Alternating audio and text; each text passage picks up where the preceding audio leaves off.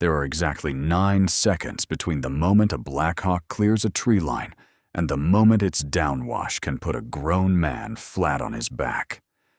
Iris Cole had counted those seconds in 3 different countries, under 3 different flags of dust, and she was counting them again, now in cuffs in the back of a squad car, in the parking lot of the hospital, where she was supposed to be saving a stranger's life. The officer who put her there was certain he had arrested a mouthy night shift nurse who did not know her place. He had no idea he had just handcuffed the one person in the state a certain unit would burn jet fuel across an ocean to reach. He had 8 minutes to work that out. He would not spend a single one of them well. To understand how a woman who had once run a forward surgical team ended up folded into a cage that smelled like old vinyl and someone else's fear, you have to rewind about 40 minutes to the part of the night the emergency staff at St. Verity Regional called the low tide. 3:40 in the morning, the hour when the drunks had mostly bled out their bad decisions and the truly sick had not yet arrived. Iris used it the way she used everything efficiently. She restocked the airway cart. She checked the crash trolley seals. She wrote her charge notes in the short, blunt shorthand she had learned in a place with no reliable power and no time for full sentences. Her hands were cold. They were always cold now, even in a building kept a careful 72 degrees, and the left one was the worst of it. In anything below room temperature, the last 2 fingers stopped closing all the way, curling to about 90 degrees, and refusing the rest, a souvenir she did not talk about. She kept a chemical hand warmer in her scrub pocket and squeezed it between charts.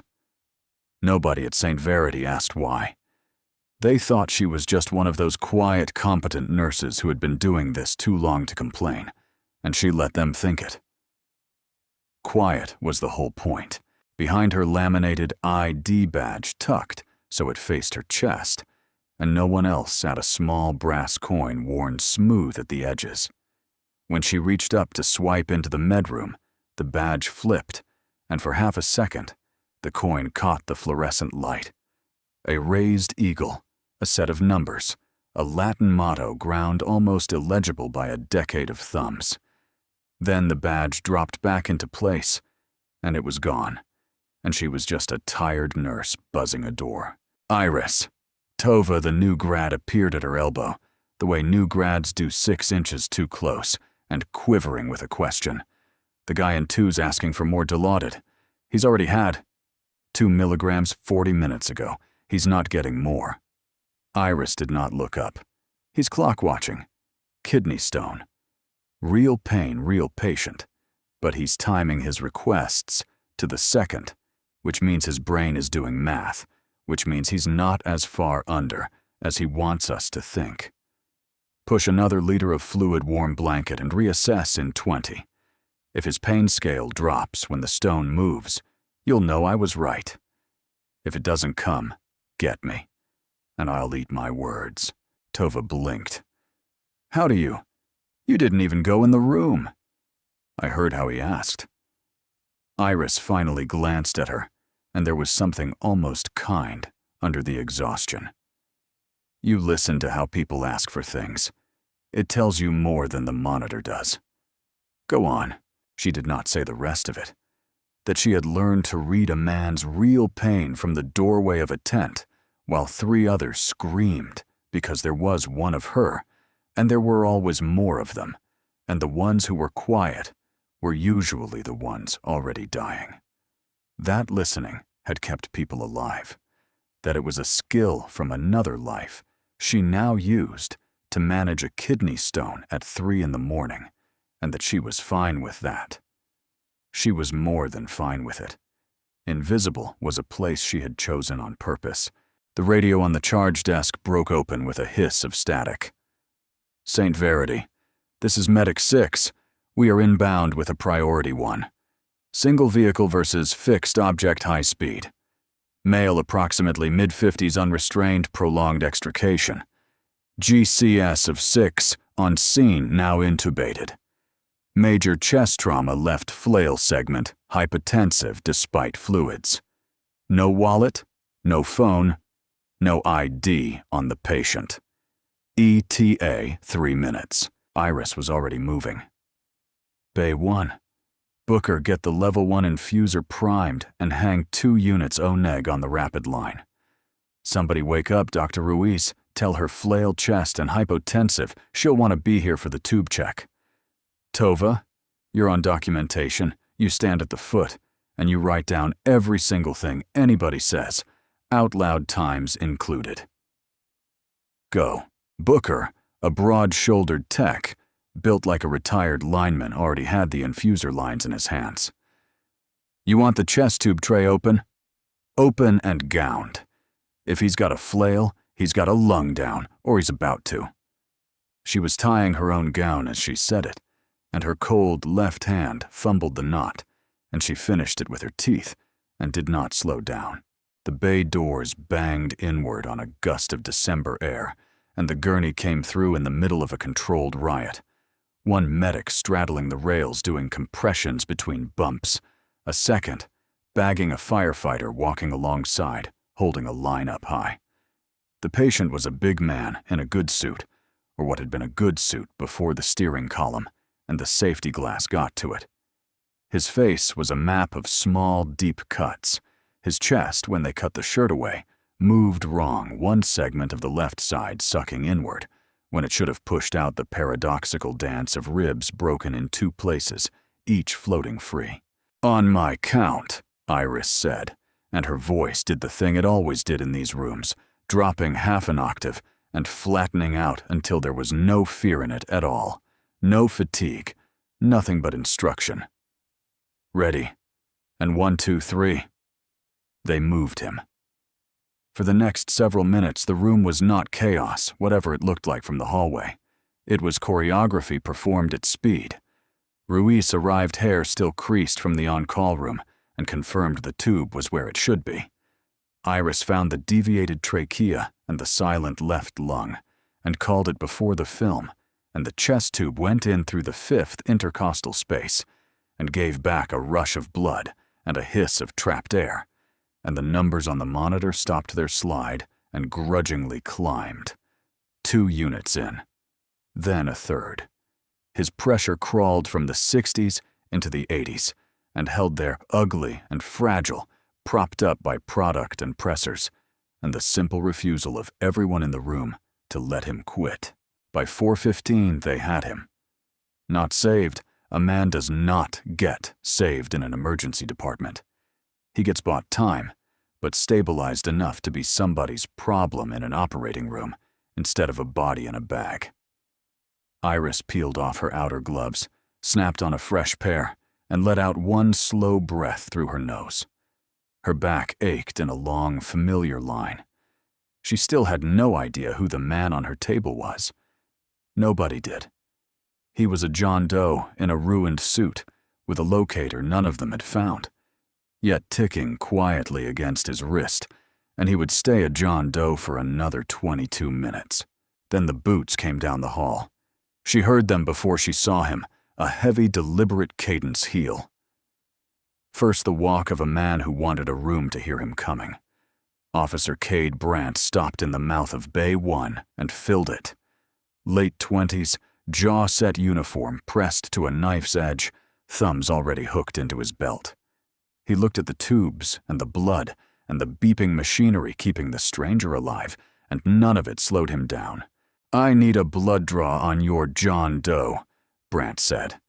He did not ask. He did not say, "Please." He set the words down in the middle of the trauma bay, like a man putting his boot on a desk. "We think he caused a wreck. I want his levels. Now." Iris did not look up from her chart. Somewhere behind her, Tova had gone very still. Pen frozen over the clipboard. Booker straightened. "He's unconscious, officer," Iris said quietly, and reached for a fresh IV bag. "So I'm going to say this once, and I need you to actually hear it." Implied consent. Brandt said the words like a trump card he'd been saving. He was driving. In this state, you drive, you consent to a blood draw. That's the law. So draw it. Iris hung the bag, checked the drip rate, and only then turned to face him fully. She was a full head shorter, and she did not seem to notice it. Implied consent covers a breath test on a conscious driver who can refuse and take the legal consequences of refusing, she said. It does not cover me putting a needle into an unconscious man who can't say yes and can't say no. To draw his blood for you, I need one of exactly 3 things. A warrant signed by a judge, consent from the patient which he obviously can't give, or a formal arrest at which point he's in custody, and it's a different conversation. You have none of the 3, which means if I stick this man for you, I've committed an assault, and so have you for ordering it. You've got no idea what you're talking about. I've got the hospital's policy taped to the inside of that cabinet, and a Supreme Court case behind the policy, and 11 years of doing exactly this job. Her voice never rose. That was the thing that seemed to bother him most, that she would not give him the volume to push against. Your department signed an agreement with this hospital. It's on file. You don't collect evidence off my unconscious patients without paper. Go wake up a judge. It takes an hour on the phone. I'll still be here. A muscle jumped in Brandt's jaw. Let me make this real simple for you, honey. He took a step into the bay, into the sterile field they'd fought to keep, and Booker shifted his weight without being told. I'm running a criminal investigation. You're interfering with it. I'm not asking a nurse for permission. I'm telling you what's going to happen.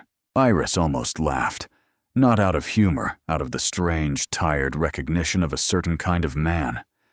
She had commanded men who would have eaten Cade Brandt for breakfast and thanked her for the meal, and none of them had ever needed to plant themselves in a doorway and puff up to be obeyed. Real authority didn't announce itself. It didn't have to.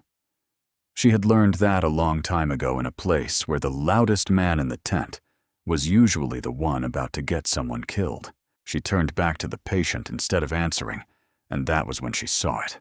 Booker had cut the sleeve of the ruined suit clear to the shoulder to run the second line, and the man's left forearm lay exposed under the lights. On the inside of the wrist above where a watch should sit ran a scar, old silvered a clean surgical line, crossed by the faint ladder of removed staples, the unmistakable signature of a fasciotomy, the kind a surgeon cuts to save a limb after a crush or a blast when the muscle swells hard enough to strangle itself. Civilians got them from car accidents sometimes, but the watch above it wasn't a civilian watch. It was matte black, oversized rubber armored, with a face that showed no numbers and a small housing on the band that had no business on any timepiece she had ever charted. She had worn something close to it once on a wrist that had also been cold. She said nothing. Her expression did not change by a single degree. She reached down, adjusted the pulse oximeter on his finger, as if that had been her whole intention, and let her thumb rest for 1/2 second against the strange black band. It was warm. It was very faintly humming. 22 minutes, she thought, without knowing yet that she was counting down to anything. Then the doors behind Brandt blew open again, and the night changed the subject. 3 teenagers, half carried, half dragged a fourth through the ambulance entrance. A girl 16 at most, gray-lipped and boneless, her sneakers scraping the floor. She's not breathing right. She's not pleased, somebody. One of them was screaming, and then, because panic is a coward, all 3 of them let go of her at once and bolted back into the dark, leaving the girl to drop. Iris caught her before she hit the tile. There was no decision in it, no visible shift of gears. One instant she was defending a legal boundary. The next, she was on her knees with the stranger's dead weight against her chest, 2 fingers on a carotid that gave back a thready, too slow flutter, her ear an inch from lips that were barely moving air.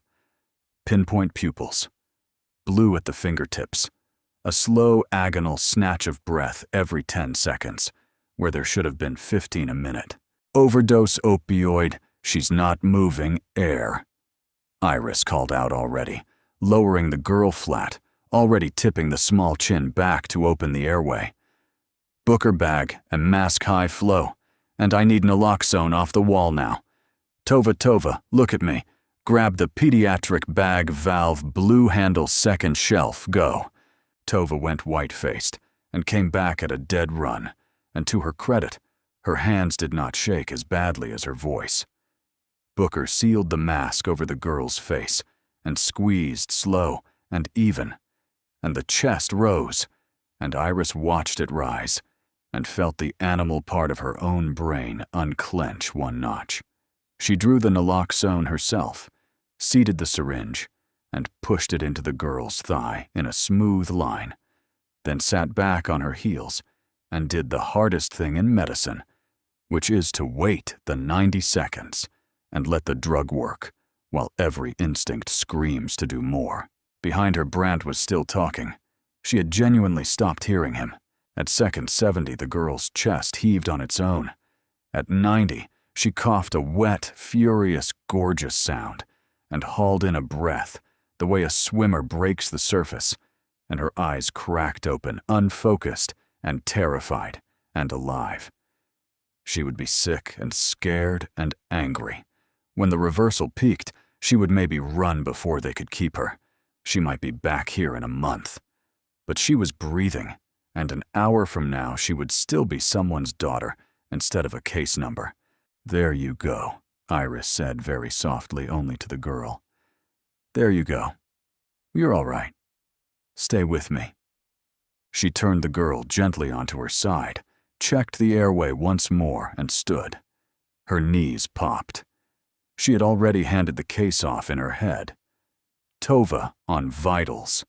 Booker rigging monitoring, Ruiz notified before the girl's frightened whisper of thank you left her mouth, and by the time it did, Iris had her back to her and was 3 steps toward Bay 1, snapping on a clean pair of gloves, moving away from the gratitude the way she always moved away from it. Not out of modesty, out of habit so old it had grown into the bone. You did the work. You did not wait around to be thanked for it. Being seen had never once made anyone safer, which was exactly the moment Cade Brandt, humiliated by 4 minutes of being ignored inside a room he had walked into, expecting to own, decided he had had enough. Hey, he caught her arm as she passed, not hard, yet, but a grab fingers closing around her right bicep, turning her. I'm not done with you. Cold went up her arm from where he held her. Not the cold of the room, not the cold of her ruined hand. An older cold, a wire-taut, high-altitude cold she had spent years and a lot of money learning to keep in a locked box, and his hand on her arm turned the key in that lock a quarter of the way. For one long breath, she was not standing in St. Verity Regional at 4 in the morning. She was somewhere else, someone else with a different weight on her shoulders and a different sound, building at the edge of the sky. She looked down at his hand on her arm. Then she looked up at his face. Take your hand off me, Officer Brandt, she said. You do not want to be touching me when the rest of this night arrives. Something in the way she said it reached him below the swagger, and for a half-second, his grip loosened. Then his pride caught up with his instinct and clamped back down because men like Cade Brandt could not stand the feeling of a small, tired woman making the hair stand up on their neck. And the only way they knew to kill that feeling was to squeeze harder. Or what? He said. She did not answer him, because the honest answer lived 11 years and 6,000 miles away, and she was not going to hand it to him. But it rose in her anyway, unbidden, the way it did whenever the cold came up her arm. The tent had smelled of diesel and iodine and the particular copper reek of a bad day. She had been Major Iris Cole, then 31 years old, the surgeon in charge of a forward resuscitative team, dropped into a valley whose name most of the people back home would never learn to pronounce. 3 tables, 2 other providers, a generator that failed on a schedule known only to God, and a young soldier from Ohio named Reyes, who could keep it running with a multi-tool and profanity. They called her Talon because her first week in country, she had clamped a bleeding subclavian artery in the dark with her bare fingers when the light died mid-operation, and a sergeant who lived because of it started the name and it stuck. She had not chosen it. You never chose your own call sign. That was the point of it. The day the cold got into her hand, for good, had started with 9 incoming and ended with 11, because 2 of them she pulled off the bird herself when it came in hot and low and wrong. She remembered the rotor wash flattening the tent walls. She remembered the last patient, a kid with a chest like the man in Bay 1, had now a flail segment sucking his life out through a broken cage of ribs, and she remembered working on him on the floor because all 3 tables were full. Her left hand jammed into the wound to hold pressure, while her right did everything else for so long and so cold that when it was over, the last 2 fingers on that hand never fully answered her again. A blast had taken part of her hearing in the right ear, that same tour, a mortar that landed close enough to steal the high frequencies forever, so that even now, in a quiet ER, she turned her left side toward whoever was speaking without thinking about why. She had saved every one of the 11 that day. She had lost other days she did not take out and look at.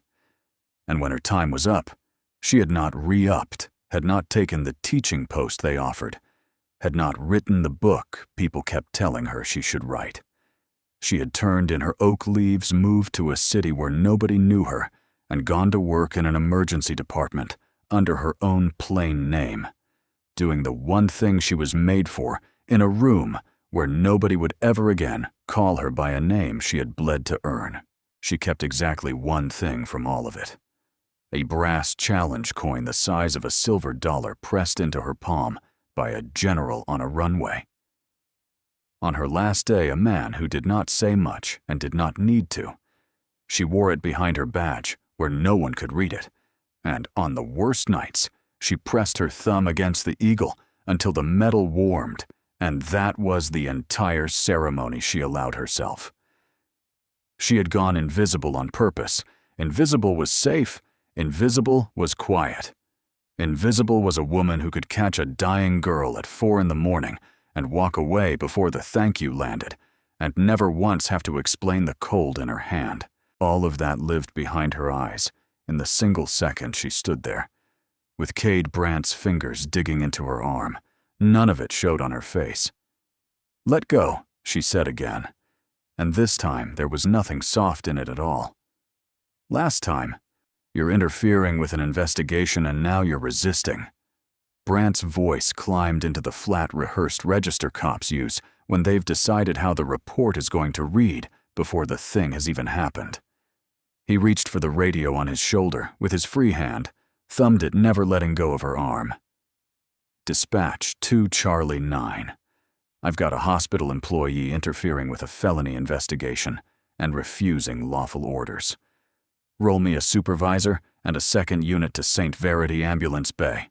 The bay went silent except for the ventilator's patient hiss and the beep of the machines keeping a stranger alive. Ruiz had come to the doorway, chart in hand, and stopped there with her mouth open. Tova stood frozen at the foot of the John Doe's bed. Booker had gone very, very still, in the way of large men who are deciding whether the next thing they do will cost them their job, and had clearly decided it would be worth it. "Officer," Ruiz found her voice. "She's the charge nurse. She's following the law. If you have a problem with the policy, I can call the house supervisor and the hospital's attorney, and we can. I don't need a lawyer to do my job." Brandt didn't even look at her. His eyes stayed on Iris, and there was something ugly and satisfied kindling in them, now the look of a man who has found a way to win the argument he was losing. She can explain her policy to a judge. Turn around. "You are not arresting me," Iris said. "I have a critical patient 19 minutes out of a resuscitation. I am the only charge nurse on this unit tonight. You put me in a car and something goes wrong in this department, that's on you, And I promise you, the paperwork on that is worse than anything you think I did. Turn around and put your hands behind your back. Cade." She used his first name quietly, one professional to another, one last off-ramp. "Don't. I'm telling you as plainly as I know how. You are about to make the worst mistake of your career, and it has nothing to do with me being a nurse." He should have heard it. There was no threat in her voice, no bluff, just a flat certainty that should have frightened a smarter man. But Cade Brandt had already committed, in front of a doctor, and 2 staff and a security camera in the corner, and men like Cade Brandt did not know how to stop once they had started. Stopping felt like losing, and losing in front of an audience was the one thing his whole starched, belt-hitching posture existed to prevent. He reached for the cuffs on his belt, and 140 miles away without any of them knowing it, in a low concrete building with no sign out front, a screen that had been quietly tracking a warm black watch through a car crash and an ambulance and an emergency department lit up. Amber and a duty officer sat up straight and said to no one and to everyone, "We just lost telemetry stability on the principal. Get me the ready bird." The cuffs came off his belt with a small oiled rattle, and that sound metal on metal, the specific click and slide of a ratchet mechanism, did something to Iris that Cade Brandt's whole performance had failed to do. It went straight past her thinking and landed in her spine. She had heard that sound before in other rooms, worn on other belts, and her body knew it meant the situation had passed the point where words fixed anything. So she went still. Not the frozen stillness of Tova at the foot of the bed. A trained stillness weight settling evenly onto both feet hands, coming up slow and open in front of her palms, out the universal, unmistakable gesture. For everybody. Take a breath. Let's slow this down. Anyone who had ever de-escalated anything would have read it correctly. Brandt read it as a threat. "She's squaring up," he said to the room, to the camera, to the report already writing itself in his head. Everybody saw that. Nobody saw that. Booker said low, because that didn't happen. But Iris had stopped listening to either of them, because underneath the argument, underneath the ventilator and the monitors and the blood pressure cuff cycling on the John Doe's arm, she had felt something else. A vibration. Not a sound, yet the ear couldn't find it yet, but a pressure, a faint rhythmic shudder that came up through the floor and into the soles of her clogs and settled of all places in her back teeth. She knew that frequency the way a mother knows a specific cry from 3 rooms away. She had felt it flatten tent walls and part dust and mean depending on the day either salvation or the end of everything. Rotors. Twin engines, 4 blades, a heavy airframe, and she tilted her head, turning her good left ear toward the ceiling without deciding to knot one. The beat was too thick, layered a fraction out of phase with itself. 2 airframes, maybe more. "You need to stop," Iris said. Her voice had changed again, dropped into the flat command register, and this time even Brandt heard the difference in it, the sudden absence of any argument. "Right now. Everyone in this room needs to stop and listen to me, because in about 90 seconds this stops being about a blood draw, and it will be way, way above your pay grade, officer, and mine, and it will go a great deal better for you if you are not holding a pair of handcuffs when they walk through that door." For one heartbeat, something flickered across Brandt's face. Doubt maybe the animal recognition that the small woman in front of him was not afraid, and that fearless people are the ones you should worry about. His eyes cut to the ceiling, where a faint tremor had begun to make the acoustic tiles buzz in their frames, and a styrofoam cup walk itself slowly toward the edge of the counter. Then his pride swallowed the doubt whole. "Nice try." He stepped in. "Turn around." Iris looked at the black watch on the John Doe's wrist, still warm, still humming, and understood the shape of the whole night at last. She looked at the ceiling.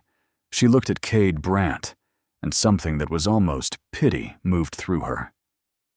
"They're not coming for me," she said half to herself. "They're coming for him, and you're standing between him and the door. Who's coming?" "Turna. The kind of people," she said, "who do not fill out your forms." She had one more card to play, and she played it not for herself.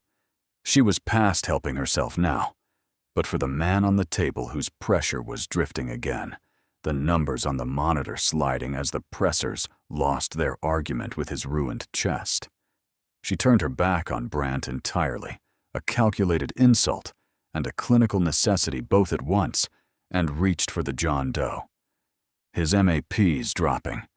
I need to bump the Levuft and hang the 4th unit, or we lose him before anybody gets here," she said fast to Booker. "Ruiz, he's re-bleeding somewhere we didn't find. He needs an OR 5 minutes ago. Get on the phone with—" Brandt grabbed the center of her gown between the shoulder blades and hauled her backward away from the patient, away from the falling numbers, hard enough that her clogs skidded, and she had to catch the counter to keep her feet. And that single act, dragging the one person keeping the principal alive away from the principal, was the thing the cameras caught cleanest, and the thing that in about 6 minutes, a man with graying temples and a metal briefcase would watch on a monitor with a face like a closing door. "Get your hands off her!" Ruiz snapped, moving now, but Booker was already there, stepping between the doctor and the officer, because Booker had seen where the officer's free hand had drifted down to the taser on his belt, and Booker was not about to let a physician get lit up in his trauma bay. "Everybody back off," Brandt barked, and there was a thin edge of panic in it. Now the sound of a man who has climbed too high on a ladder he can't climb down from. He had one hand fisted in Iris's gown, and one hovering over the taser, and a room full of witnesses, and a growing thunder in the ceiling he was refusing to acknowledge, and he made the only choice his pride left him. He wrenched Iris's right arm down, and behind her, torquing the shoulder to the edge of its range, and reached for the cuffs. The pain was clean and enormous and familiar. She had dislocated that shoulder once in the valley, and it had never quite forgiven her. She did not cry out. She breathed through it the way she had learned to breathe through worse, a long, controlled hiss between her teeth, and let him take the wrist, because fighting him would only get someone shot. And she had spent her whole first life making sure the someone was never the wrong person. The cuff closed on her right wrist. Cold. Then her left. Colder. He ratcheted them down 2 clicks too tight the way scared men do, and the metal bit into the exact spot where an IV would have gone, cutting the blood from her fingers, so that her ruined left hand went from stiff to numb. "Iris Cole," she said, because he hadn't asked, because he was arresting a name he didn't know. "That's who you're cuffing. Write it down right." Above them, the ceiling tiles were dancing in their frames, and a low animal roar was rising past the point where anyone in the building could pretend not to hear it, and the frightened girl 2 bays over started to cry, and the styrofoam cup finally reached the edge of the counter and fell. He marched her out through the middle of the department, one hand clamped on the chain between the cuffs, and Iris let him because the alternative was a scene, and a scene near a critical patient got people hurt. So she walked, chin level, eyes forward. She had walked worse gauntlets than a hospital corridor, but knowing it was strategic did not make it not happen to her. And it did happen to her, the whole long fluorescent length of it, past the triage desk, where 2 nurses she'd trained stood with their hands over their mouths, past the waiting room, where a dozen sick and bored strangers looked up from their phones to watch a handcuffed woman in bloody scrubs get frog-marched past by a red-faced cop, past a security guard named Devon, who took 1 step forward, and then, catching the look on Brandt's face and the taser on his belt, took 1 step back. That step back was the part that lodged in her. Not the cuffs. She understood the cuffs. They were just a tool, and Brant was just a small man using them badly. It was the way a room full of people she saw every night, people she had bled to protect the abstract idea of simply watched, froze, did the arithmetic of their own safety, and came up with stillness. She did not blame them. She had commanded people who froze and people who moved, and she knew the difference was mostly luck and training and had almost nothing to do with courage. But her face went hot anyway, and something behind her eyes stung, and she stared at the exit sign and refused it. Absolutely refused it, because Cade Brant was not going to get her tears on top of everything else. He was not going to get one single thing from her that she did not choose to give. The automatic doors parted, and the December cold hit her sweat-damp scrubs like a slap, and it was the cold of all things that steadied her. Cold she knew. Cold was an old companion. Cold lived in her hand, and her ear, and the locked box in her chest, and stepping into it now felt almost like stepping into uniform. The lot was a carnival of red and blue. 2 more cruisers had arrived, angled and fast, and a squat man with sergeant's stripes was climbing out of the nearest one. Hollis, according to the tape over his pocket, older than Brant, softer in the middle, with the tired face of a man who had spent 20 years signing off on other men's bad judgment. Brant steered her toward the second cruiser, popped the back door, put a hand on top of her head, and folded her down into the seat, with the rough, impersonal efficiency of a man who did this a lot, and had stopped seeing the people he did it to. The door thunked shut. The cage closed around her. It smelled of pine air freshener laid over old vomit, and older fear, the universal perfume of the back of a squad car. The seat was hard-molded plastic contoured for nobody. Her cuffed hands were pinned behind her against the seat back, and she shifted, working her shoulders, buying her strained joint a degree of relief. Through the smeared glass, she watched Brant find Hollis and start talking fast, his hands moving his whole body, arranging itself into the shape of a man who had been wronged. Building it, painting himself the victim of a hysterical, insubordinate nurse. Hollis listened with his arms folded and his eyes half-lidded, and every so often he glanced at the cruiser where Iris sat. And there was something in that glance, a flicker of doubt, of this again weariness, that told her Hollis had bailed Cade Brant out of his own mouth before. Nobody looked at her like she was a person. And that was the strangest part, sitting there in the cold cage, while her breath fogged the glass. Not the injustice of it, the invisibility. She had chosen invisible, built a whole second life out of it, wrapped it around herself like a blanket, and here it was, handed back to her as a punishment. And it turned out there was a difference she had never let herself feel before. Invisible by choice was a fortress. Invisible because no one will see you was a cage, and it smelled like pine and fear, and she was sitting in it. No one here knows who I am, she thought. And for the first time in 11 years, she let herself finish the thought, instead of pressing her thumb to a coin and putting it away. No one here knows what these hands have done. She looked down at them as best she could, the cuffed and cooling hands of a nurse, and thought about all the hearts she had held. And she was almost glad, because if they knew, they would want her to be something. And she had come all this way across an ocean and a war and a decade precisely, so that she could just be the person who caught the girl and never waited for the thank you. She closed her eyes. She thought about the John Does dropping pressure. She thought bump the levo, hang the 4th unit, and pray whatever is coming brings a surgeon. And she waited, and the vibration she'd felt in her teeth in Bay 1 grew and grew until it was shaking the whole cruiser on its springs. Inside, the night had gotten louder.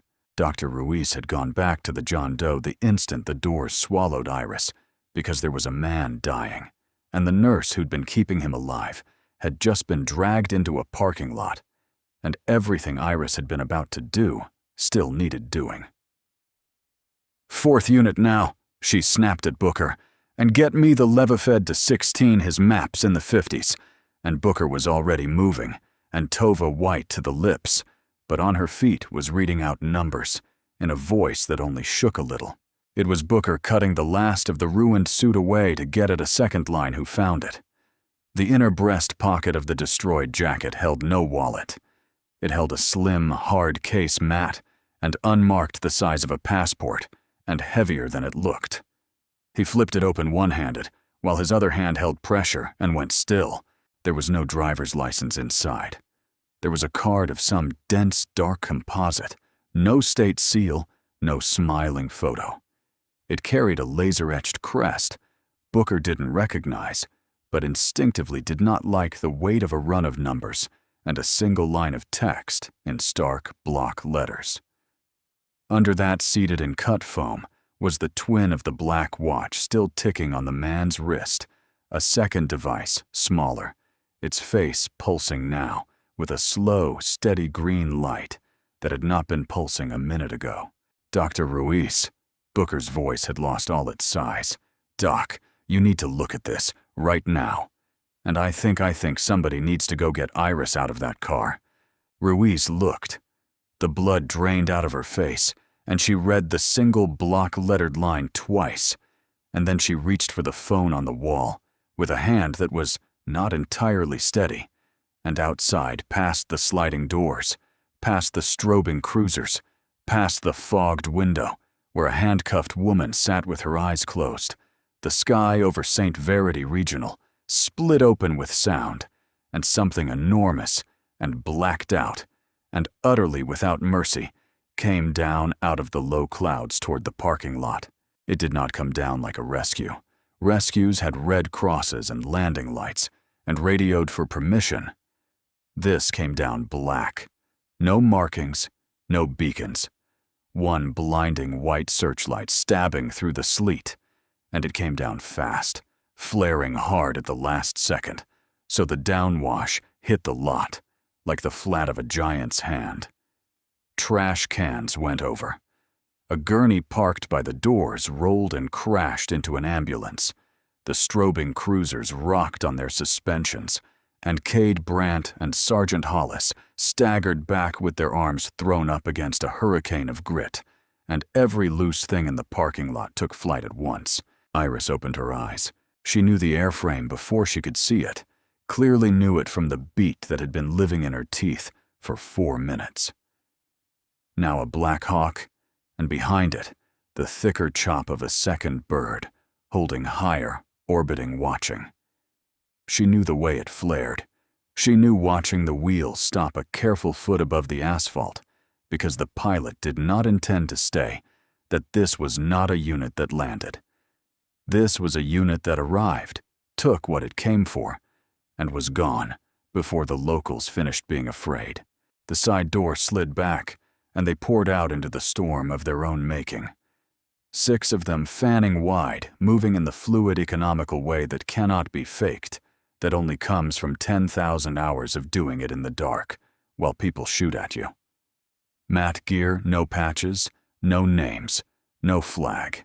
Anyone could point to in a courtroom. Short, suppressed rifles held low and ready, not aimed at anyone, aimed at everyone. 2 peeled off and locked down the sliding doors. 2 more took the corners of the lot. They did not shout. That was the thing that turned Hollis's face gray, the silence of it, the way professionals don't need to yell. Then a 7th figure stepped down, and this one wore no gear at all. A long, dark coat over a suit, gray at the temples, a face that looked like it had been quarried rather than born. He carried a hard metal case, and he did not hurry, and he walked toward the emergency doors through the flying grit, like the weather was a rumor he'd chosen not to believe.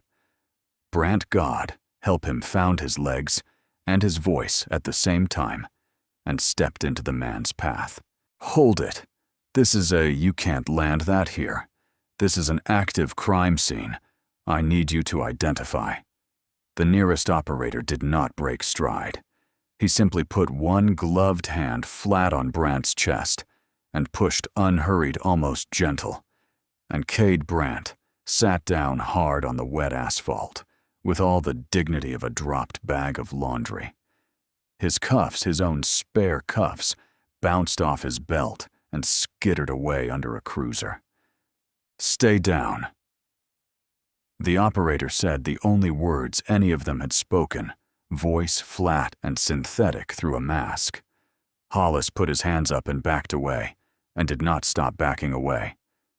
The man in the coat reached the doors, and the two operators there fell in beside him, and they went inside. In Bay 1, Ruiz met them. She had a man's blood to her elbows, and no idea what the etiquette was for whatever this was, so she led with the truth. He's alive. Barely. Massive chest trauma. We've got a tube and a chest drain and 4 units in. But he's rebleeding somewhere central, and he needs an OR in the next few minutes, or you're taking a body. The man in the coat looked at the monitors, at the ruined chest, at the black watch on the wrist, and something eased a fraction in the granite of his face. "My surgical element is 90 seconds out on the second bird. We transport to a facility that isn't on your map." He set the case on the counter and opened it, and did not look up as he asked the next thing. "The telemetry we pulled off his watch shows one provider ran the resuscitation and held his pressure through 2 crashes. The signature on the chart reads, I. Cole. That's the person I need to brief my surgeon, and I need her in the next 60 seconds. Where is she?" The bay went quiet. Ruiz's jaw worked. It was Booker who answered, and there was gravel in it. "She's in the back of a squad car in your landing zone," he said. "In cuffs. That cop out there arrested her for refusing to draw his blood without a warrant. Dragged her out of here 20 minutes ago in front of the whole department." The man in the coat went very still. He closed the case. The latch clicked shut in the silence like a round chambering. "Say that again," he said quietly. He handcuffed the charge nurse. "Ruiz said, for following the law, and for keeping your man alive." For a moment, the man did not move at all. Then he turned to the operator on his left, and the flat professional calm of him cracked just enough to let something colder through. "Reyes, with me." The big operator who had put Brandt on the ground fell in behind him, and the two of them went back out through the sliding doors into the wind and the light, and crossed the lot toward the second cruiser, where a woman sat, handcuffed, behind fogged glass with her eyes closed and her lips moving still over the numbers of a patient she could no longer reach. The man in the coat wrenched the door open. Cold and jet exhaust rolled into the cage. "Iris Cole." Iris opened her eyes and looked up at a face she did not know, attached to a coat she understood completely. "That's me. The man on that table is rebleeding. Centrally, he needs damage control surgery, not a scenic helicopter ride. So whatever this is, make it fast." Something flickered in the granite face. Not offense, recognition of a kind. He reached past her, and the operator behind him leaned down to work the cuffs, and it was in that moment, with his goggles pushed up and the searchlight raking across the back seat, that the big man got his first clear look at the handcuffed nurse's face. He froze. His hand stopped on the cuff key. Behind the mask above it, his eyes had gone wide, and when he spoke, his synthetic flat voice failed him entirely and came out human and cracked and about 15 years younger. Wham. A beat. The lot roared around them and he did not hear it. Major Cole." Iris turned her head. Turned her good ear, the old reflex, toward a voice out of a valley she had spent a decade not visiting. She looked at the eyes above the mask, just the eyes that was all she had to go on, but she had learned faces by lamplight, with everything else covered, and something in her chest that had been locked for 11 years came open all at once. "Reyes," she said, not a question. "Your generator's still running then. Talon." The word came out of him like a prayer, like a man confirming a ghost. He tore his glove off with his teeth to work the key bare-handed hands not entirely steady, and she heard him say low to himself, "It's her. It's actually her." And then to the man in the coat in a voice gone raw, "Sir, this is Major Iris Cole. Talon. She ran the surgical team at—" He couldn't finish it. "She pulled me off the bird. This is her." The cuff sprang open. Blood came howling back into Iris's numb hands, that old familiar fire, and she brought them around in front of her and flexed the ruined left one, open and shut. Behind her badge knocked loose in the fold-down, into the car the brass coin had swung free, and hung now in plain sight against the front of her bloody scrubs, the worn eagle catching the searchlight. And Reyes saw it, and his breath went out of him. The man in the coat looked at the coin. He looked at the woman.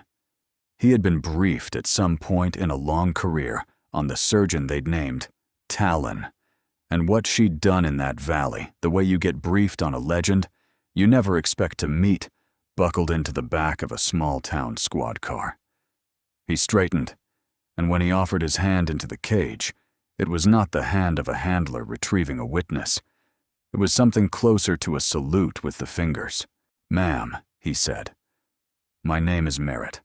My surgeon is 30 seconds out, and with respect, he is not half the trauma hand your chart says you are. The man on that table is a national asset, and he is dying." He paused. "Would you scrub back in and run his hand off? You outrank everyone who just got off that helicopter, and I would very much like you in that room." Iris looked past him. Through the open door across the wind-scoured lot, Cade Brandt was sitting on the wet asphalt, where the operator had put him, staring at the coin on her chest, at the men treating a handcuffed nurse like she was the ranking officer on the field, and watching the entire architecture of his night collapse. Iris stepped out of the cruiser. Her knees popped.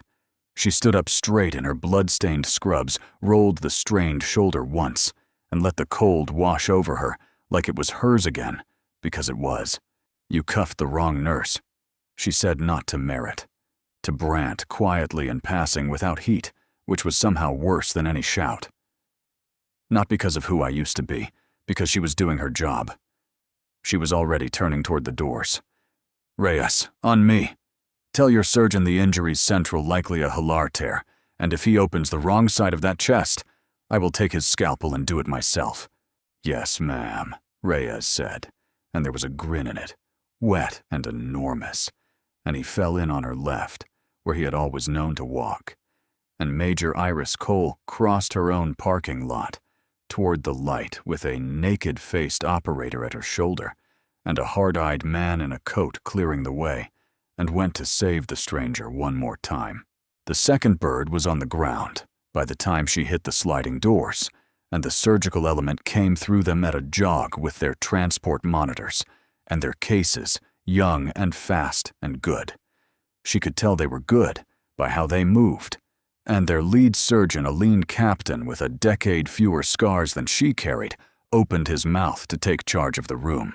He got exactly as far as "I've got it from here," before Reyes said, "That's Talon," and the captain's mouth closed, and he looked at the coin and at the eyes, and he did the smartest thing he would do all night, which was to say, "What do you need, Major?" "Left chest, not the right, whatever your telemetry told you," Iris said, gloving up her cold hands, finding the rhythm they were built for. "He's got a chest tube in the 5th space, draining dark and fast. That's not a peripheral bleed, that's central. I want a Hiller clamp ready before you ever put a blade in. His MAP's been living in the 50s, on max pressors, and 4 units, so he's on borrowed product and borrowed time. You transfuse whole 1-to-1, and you do not let his temperature drop, or his blood won't clot, and you'll lose him to the cold before the bleed ever gets him." She looked up. "That's the whole brief. He's rebleeding. Move him gentle, keep him warm, and open him the second your wheel's down wherever you're taking him. He's got maybe 15 minutes of luck left, and you've already spent 5 of it standing here." "Understood." The captain was already gowning. "Anything else, ma'am?" Iris looked down at the John Doe, at Elias Marsh, she'd learn his name much later, or a name close enough to it, and never the rest, at the stranger whose life she'd been fighting for since 3:40 in the morning, without a single reason beyond the fact that he was on her table. She reached down and did the last thing she would ever do for him, which was to check the black watch's strap wasn't kinking the line she'd placed, and to tuck his exposed arm back under the warming blanket herself. "Keep him warm," she said again, softer.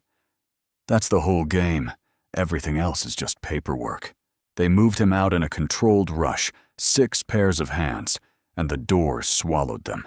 And 30 seconds later, the first Black Hawk climbed off the lot with a roar that shook the windows and banked hard, and was gone into the low clouds, and the second one right behind it. And then the parking lot was just a parking lot again, littered with tipped trash cans, and one styrofoam cup strobing red and blue into the sleet, gone quiet, except for the ringing the rotors leave behind in your ears. In that ringing quiet, Cade Brandt's night finished coming apart. Sergeant Hollis had watched the whole thing from the moment the operator sat Brandt down on the asphalt, had watched men without insignia treat a handcuffed nurse like a returning colonel, had heard the word. Major, carried across the lot on the wind, had done the 20-year veteran's cold math on exactly how much of this was about to land on his desk and whose name would be on the report. And Hollis, who had bailed Cade Brandt out of his own mouth more than once, decided in that parking lot that he was done doing it. He crossed to Brandt, held out one flat hand, and said the words that end a certain kind of career. "Badge, and your weapon. You're relieved. Get in the back of my car." Sarge, you saw she was interfering. I saw you drag the one person keeping a federal asset alive out of a trauma bay in handcuffs because she made you feel small," Hollis said. "On camera, in front of 40 witnesses. There is not enough paper in this state to save either one of us if I don't start doing this right now. Badge, weapon, car." And Cade Brandt, who had walked into Bay 1 3 hours earlier, certain he owned the lease on the whole world, handed over his badge with shaking hands and folded himself down into the back of a cruiser, into the cage, into the pine and the fear, and got to spend the rest of the night learning what the view looked like from the seat he'd put a decorated combat surgeon in for the crime of knowing the law. Iris did not watch. She had already turned back into her department because her shift did not end for another 3 hours, and the girl in Bay 2 was awake and frightened and needed someone to sit with her, and the man with the kidney stone had passed it and needed discharging, and there was a floor to clean and charts to close and the ordinary endless work of the low tide. She stopped at the scrub sink first. She ran the water, hot-pumped the harsh pink soap, and washed a stranger's blood off her hands one more time, watching it swirl pink down the drain along with the grit from the back of a police car. The water stung the raw red bracelets the cuffs had left on her wrists. She let it. It was a small, honest pain, and it kept her in the room. Tova found her there. The new grad had questions all over her face. "Major the coin, the helicopters. Who are you?" And Iris could see her working up the courage to ask a single one of them. "You were right about the kidney stone," Iris said before she could. "You listened to how he asked. That's the whole job. Everything else you can look up." She dried her hands and offered the girl a small, tired, real smile. "Go check on the kid in 2. She's going to bolt the second she feels well enough. Sit with her so she doesn't have to feel well enough alone." And that was the answer she gave. The only one. Tova looked at her a moment longer, then nodded and went and did not ask. And that Iris thought snapping on a fresh pair of gloves that was its own kind of respect, the kind she'd take. She never got a call. That was the part that would have surprised Cade Brandt most if he'd ever known. No general phoned, no medal came in the mail, no reporter found her. The men who came out of the sky filed whatever men like that file in whatever building has no sign. and Iris Cole went back to being a charge nurse at St. Verity Regional, cold-handed and quiet, catching the falling and walking away before the thank you landed. But other things happened the ordinary human way over the following months, and she heard about them, the way anyone hears about things sideways in break rooms from lawyers. Officer Cade Brandt was fired. It took a review board and a settlement and a video that was very hard to watch, but he lost the badge. He found work eventually with a smaller department 2 counties over, because that is how it goes more often than anyone would like. Sergeant Hollis, who had okayed the arrest before he'd unokayed it, rode a desk at a lower rank until he put in his papers. The hospital's attorneys and Iris's attorneys sat in a room, and the number they agreed on, so that Iris would not stand up in a courtroom and describe the inside of that cage, had a great many zeros in it, and she gave most of it away and put the rest toward a house with good heat because her hands were always cold. And St. Verity Regional wrote a new policy, and every hospital in the county quietly copied it. Within the year, no law enforcement officer sets foot in a patient care area or speaks to a nurse about a patient, except in the presence of the hospital's own counsel and the house supervisor. They named it informally after the night the helicopters came. The nurses called it the Cole Rule. Iris hated the name and could not make them stop using it, and that was the closest thing to a monument she would ever allow. She worked the low tide for years after. She trained a dozen more tovas. She caught more falling girls than she could count, and walked away from every thank you, and pressed her thumb to a warm brass eagle on the worst nights, and told no one the whole story, and wanted it that way. Because here is the thing, the coin taught her, the thing she'd have told Cade Brandt, if he'd been the kind of man who could hear it. The past doesn't make you. It doesn't break you either. It just walks in beside you on your left, where your good ear is quiet, unless the night gets loud enough to need it. And then it's there. And then you do the work. And then you wash your hands, and you go check on the kid in 2. If Iris Cole's night got its hooks in you, the way it got into me, don't sit on that feeling. Hit the like button so this story finds the next person who needs it. Share it with someone who understands that the quietest person in the room is usually the one who's survived the most. And subscribe and turn on the bell, because every week we tell one more original story about the people the world underestimates, right up until the moment it can't anymore. So tell me down in the comments, if you'd been standing in that trauma bay when the cuffs came out, would you have taken the step forward or the step back? Be honest. I'll be reading.